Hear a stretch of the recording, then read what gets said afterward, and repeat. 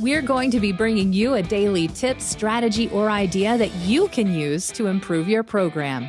Here's your host, Tom Fox, the Compliance Evangelist. The use of social media in compliance. What is the message of compliance inside of a corporation and how is it distributed? In a compliance program, the largest portion of your consumer customers are your employees. Social media presents some excellent mechanisms to communicate the message of compliance going forward.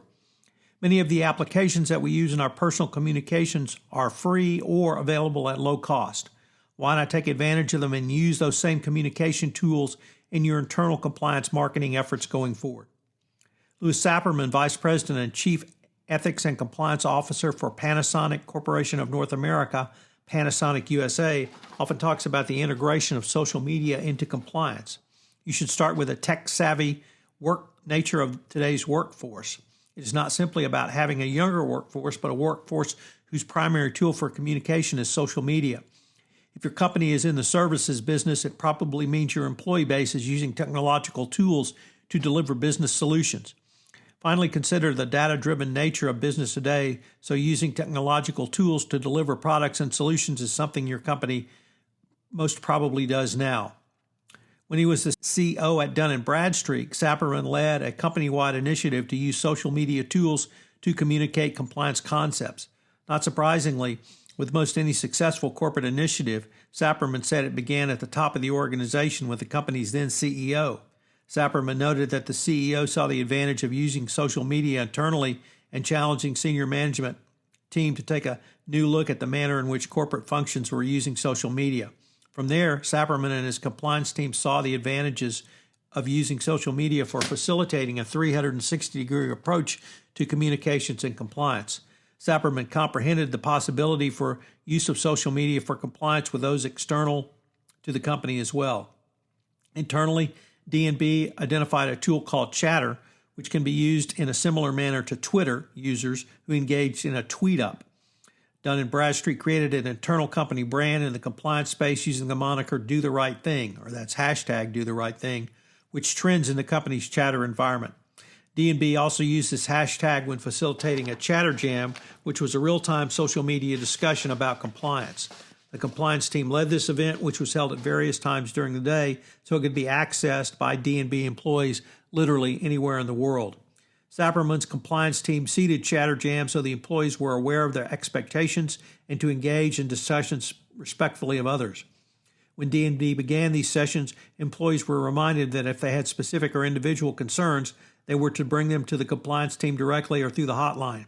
However, as the compliance program moved forward, the compliance team was not required to make this admonition, as the employees understood the ground rules and the seating only related to topics to start off each Chatter Jam. One of the concerns lawyers tend to have about the use of social media is with the general and specific topic coming up on social media and the ill it may cause an organization. While such untoward situations can arise, if you make it clear the ground rules about the discussions, these types of issues usually do not arise. This was certainly the D&B experience. Each employee used their own names during the Chatter Jams, so there is an employee accountability and transparency as well.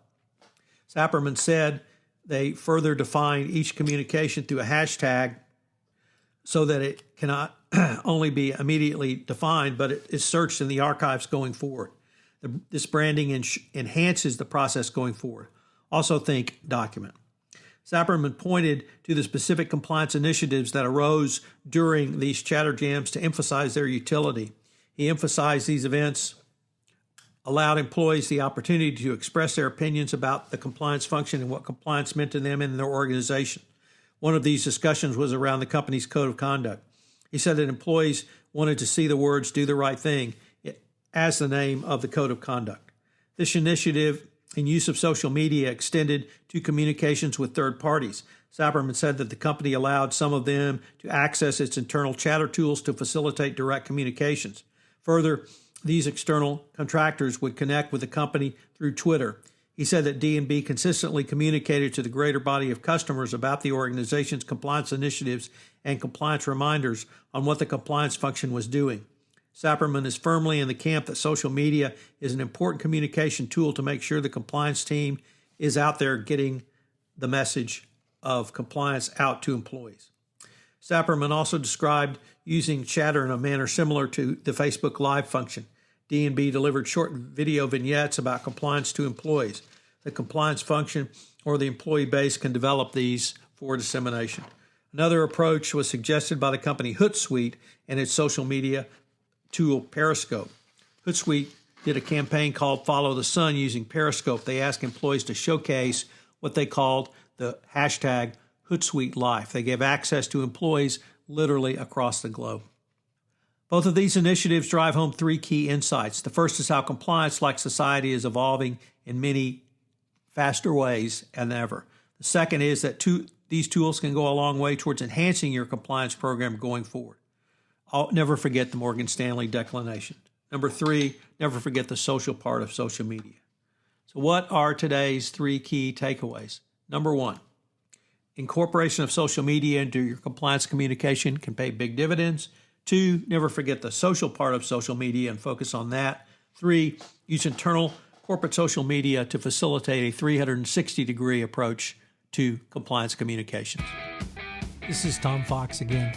Thank you for listening to this episode of 31 Days to a More Effective Compliance Program, and will help inform your compliance program going forward. If you'd like information on any of the topics from this podcast series, please check out the Compliance Handbook 4th edition, available at lexisnexis.com/Fox. This podcast is a part of the C-Suite Radio Network. For more top business podcasts, visit c-suiteradio.com.